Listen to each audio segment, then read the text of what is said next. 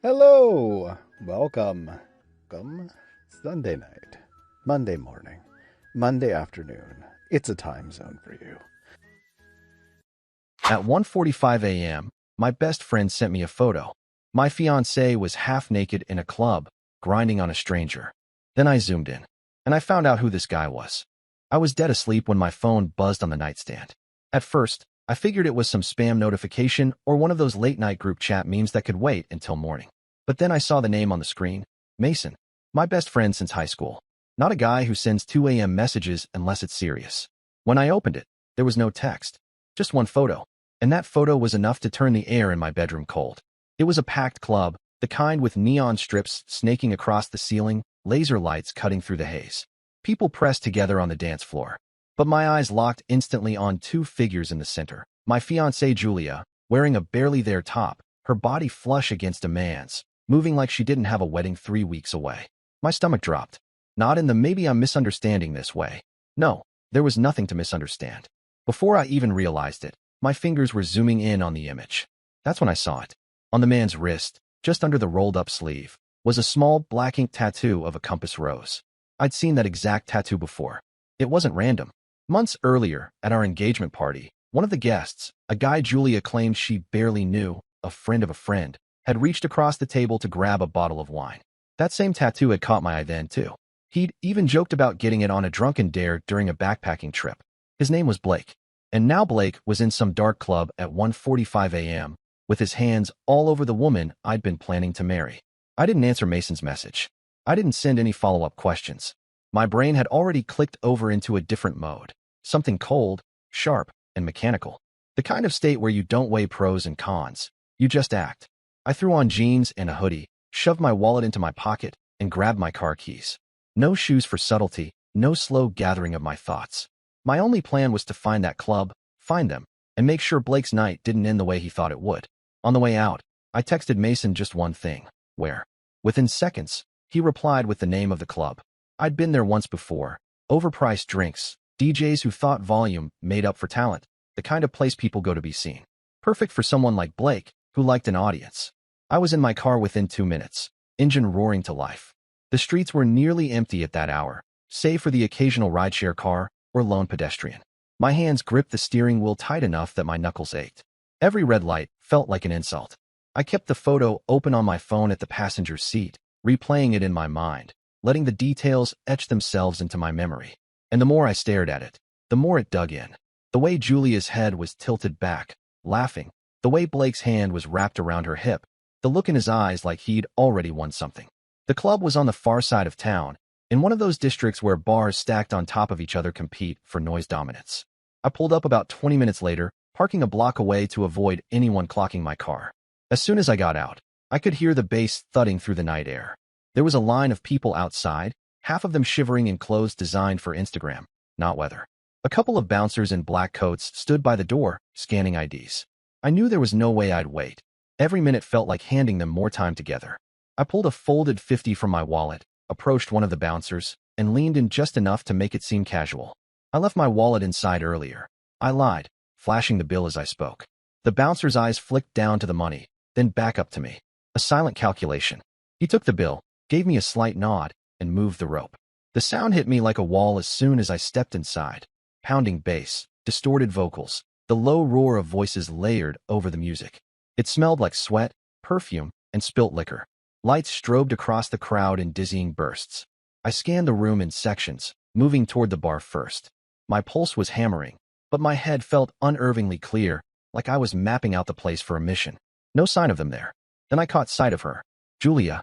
She was on the far side of the dance floor, back to me, moving in time with the beat. Her hair, loose and tumbling down her back, caught the light in flashes. And pressed against her, almost chest to chest, was Blake. His hands were on her waist, his mouth close enough to speak into her ear. She threw her head back, laughing at something he said. The crowd pulsed around them, a moving wall of strangers. They looked like they were in their own bubble, like the rest of the world didn't exist. I didn't move immediately. I stayed just inside the shadow of a structural pillar, watching. Not because I was unsure. No, I'd seen enough already. But because part of me wanted to see them comfortable for just a few seconds longer before I blew the night apart. Blake leaned down and said something else. Julia's hand slid up his shoulders. She didn't look around, didn't check her phone, didn't seem to care who saw them. I stepped out from behind the pillar, weaving through the crowd, keeping my eyes locked on them.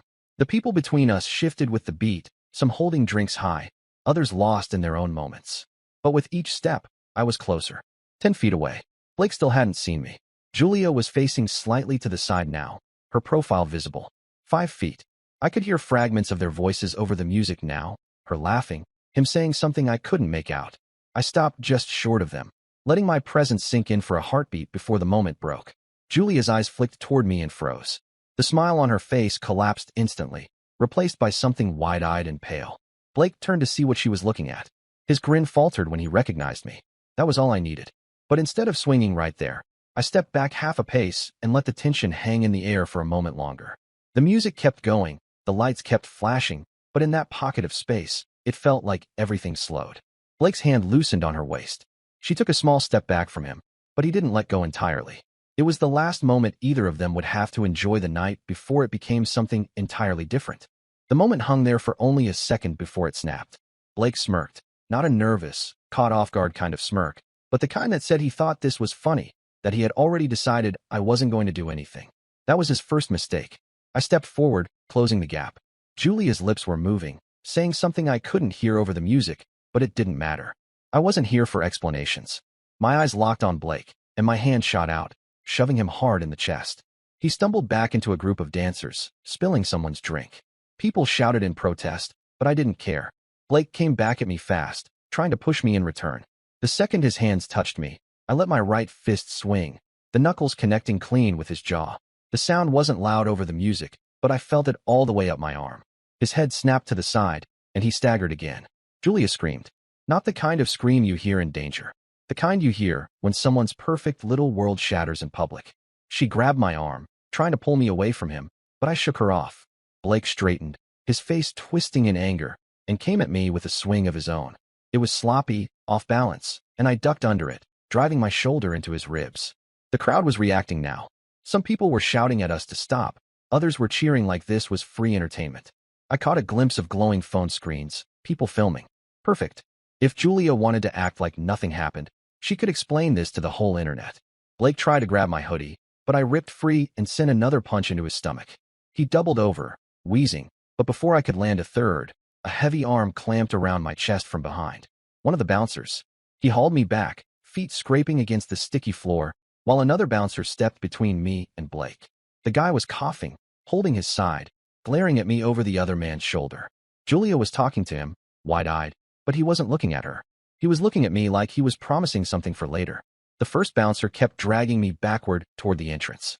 My feet were moving, but my head was turned over my shoulder, shouting over the music, not words for Julia to hear privately, but loud enough for everyone nearby to catch.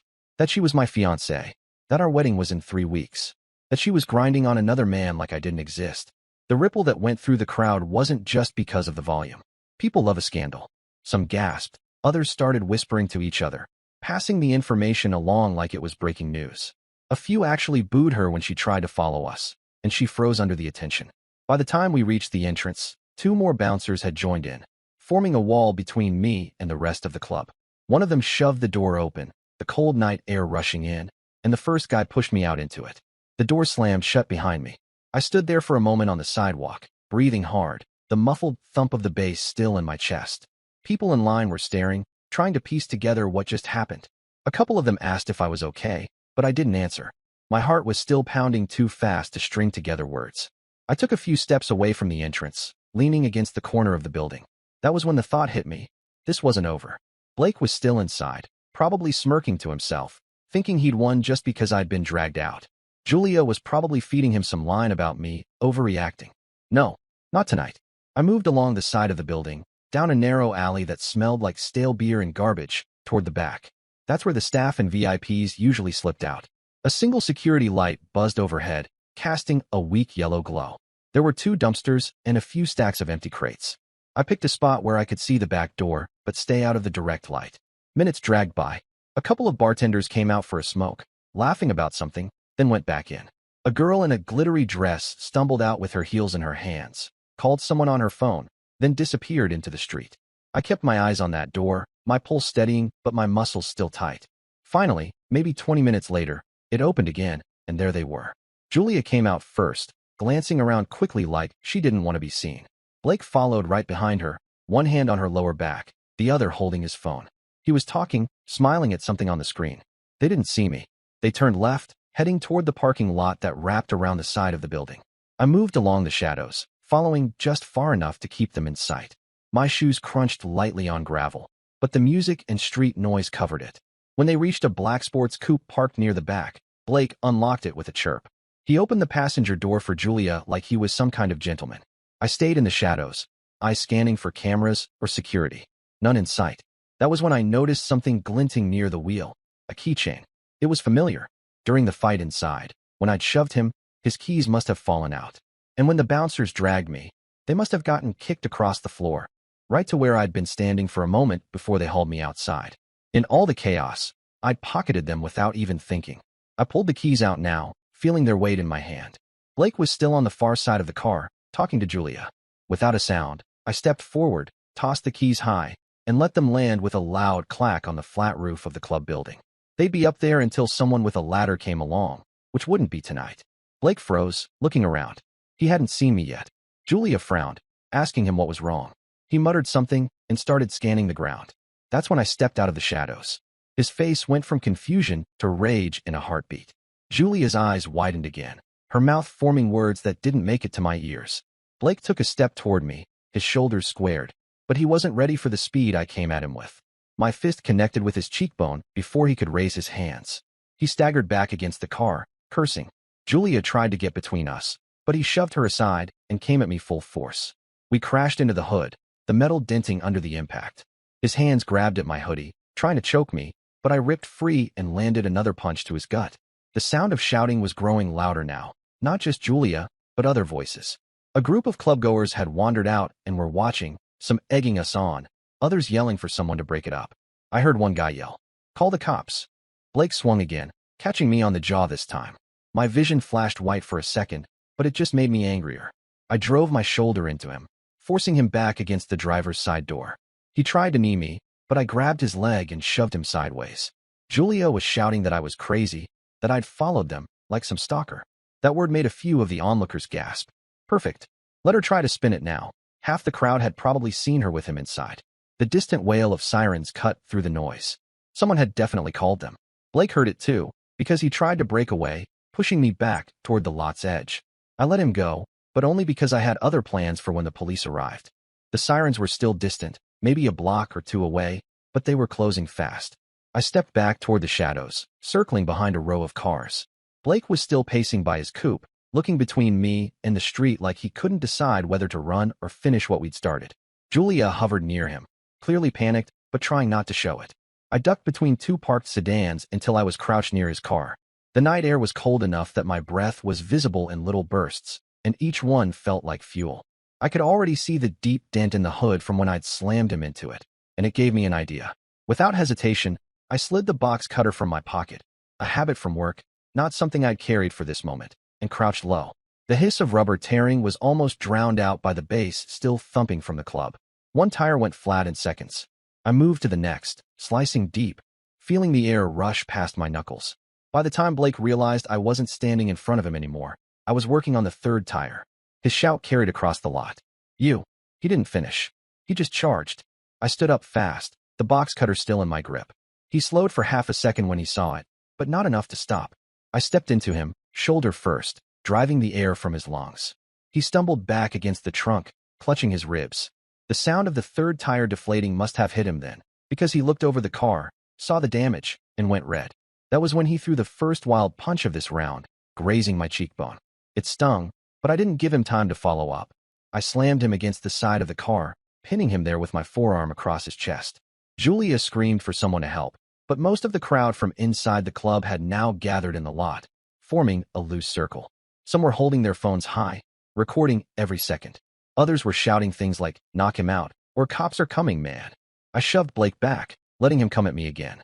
When he did, I sidestepped and swept his legs, sending him down hard onto the pavement. His head bounced off the asphalt with a hollow thunk. He rolled onto his side, groaning, but when I stepped toward him, he lashed out with a kick. It caught me in the shin, but I barely felt it. The sirens were louder now, maybe 30 seconds away. A deep part of me wanted to keep going until he couldn't stand up, but I also knew I wasn't interested in being hauled off with him. I stepped back, flipping the box cutter closed and sliding it into my pocket. Blake scrambled to his knees, using the car for leverage. Julia was next to him now, her hands fluttering like she wanted to help, but didn't know where to touch him without making it worse. I didn't say a word. I just pointed at the shredded tires and the dented hood. His face twisted into a promise, not of fear, but of payback.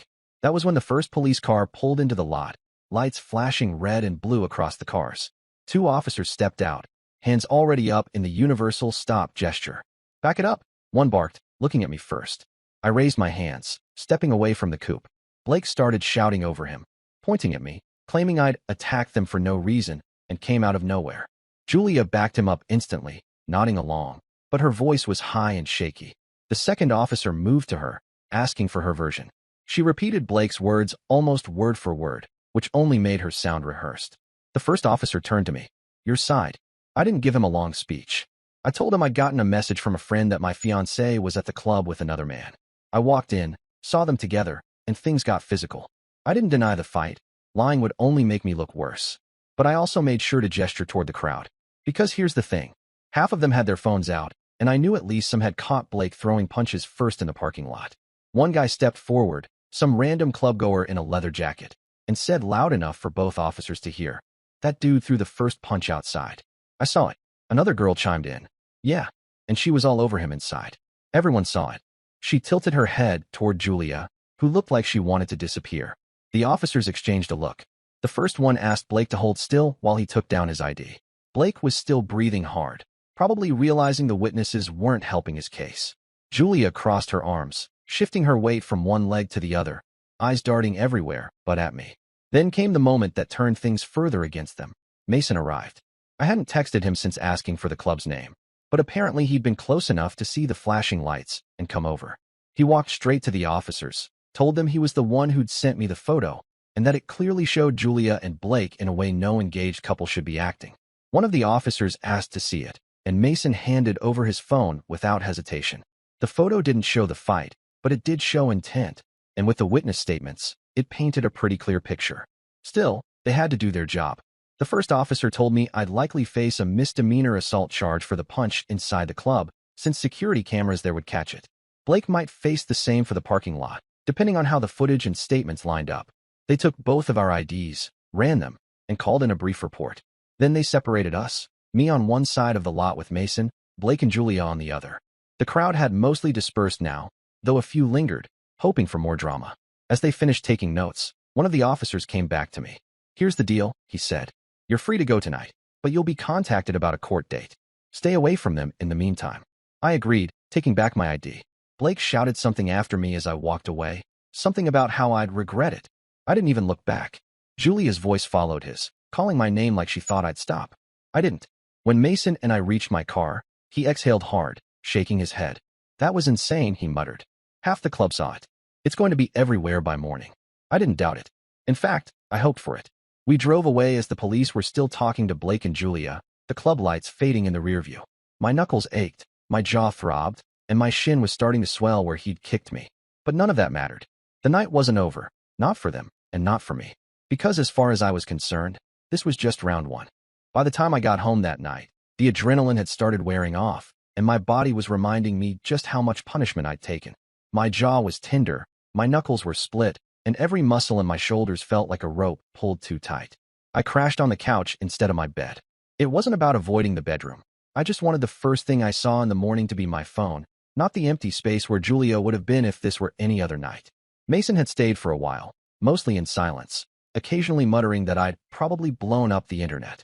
He wasn't wrong. At 9 a.m., my phone started buzzing nonstop. Notifications from group chats, DMs from people I barely talked to, even a couple of missed calls from numbers I didn't recognize. When I finally opened my social media, I understood why. There it was, a shaky, vertical video posted by some random clubgoer. It started in the middle of the dance floor fight, with me shoving Blake and landing that first punch. The crowd's reaction was loud enough to drown out most of the music. The camera followed as the bouncers dragged me out, catching Julia in the background trying to explain herself to a group of wide-eyed onlookers. But the real gem was the second video, clearly shot by someone in the parking lot. This one caught the moment Blake spotted his shredded tires, the confrontation that followed, and me slamming him into the hood. The police arrival was the finale, complete with flashing lights and Blake shouting like a man who thought volume could rewrite reality. Both videos had thousands of views by mid-morning, with comment sections that read like a live execution. Imagine your wedding's in 3 weeks, and you're out here doing this. Dude handled that like a champ. Fiancée and the guy caught lacking.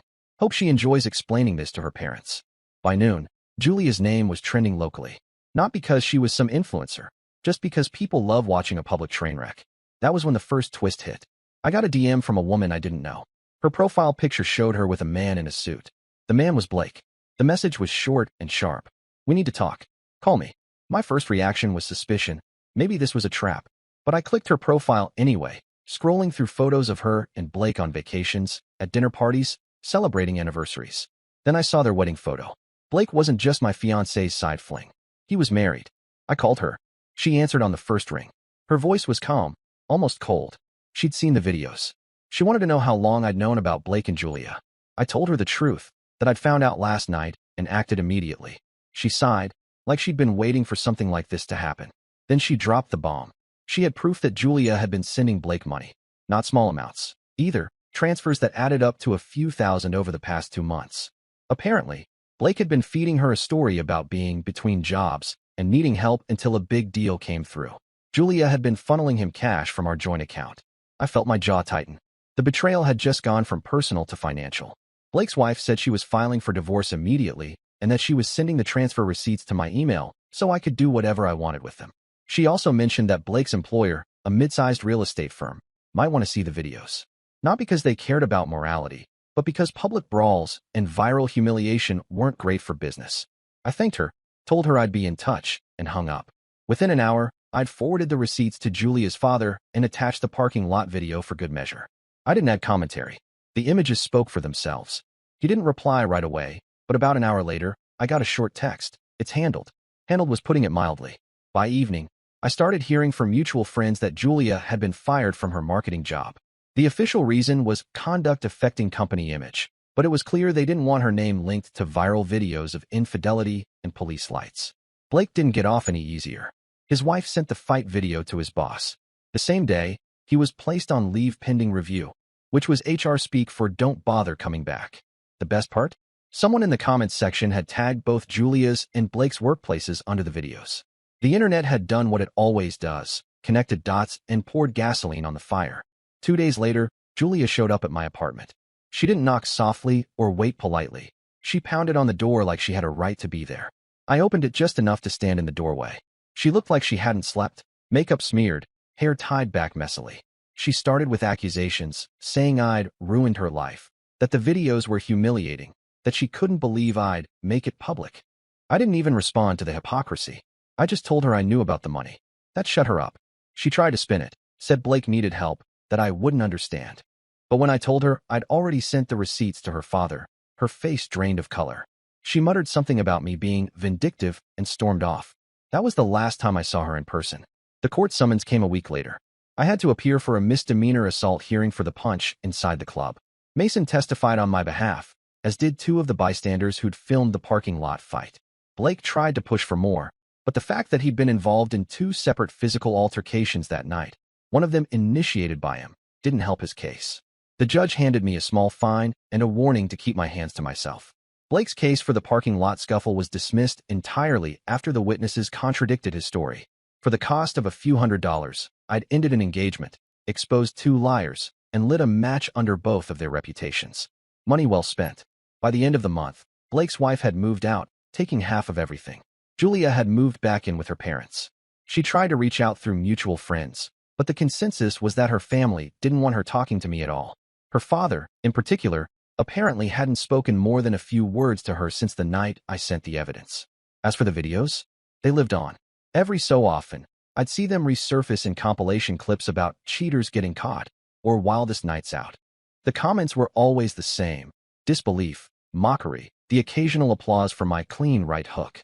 Mason and I grabbed drinks a few weeks after everything settled. He raised his glass and said, "You know, most guys just break up and move on." I shrugged. Most guys didn't get a 1:45 a.m. photo like that. In the end, I didn't need to chase revenge any further. It had already snowballed beyond anything I could have planned. I just stepped out of the way and let gravity do the rest. Julia lost her job. Blake lost his marriage and career. And me?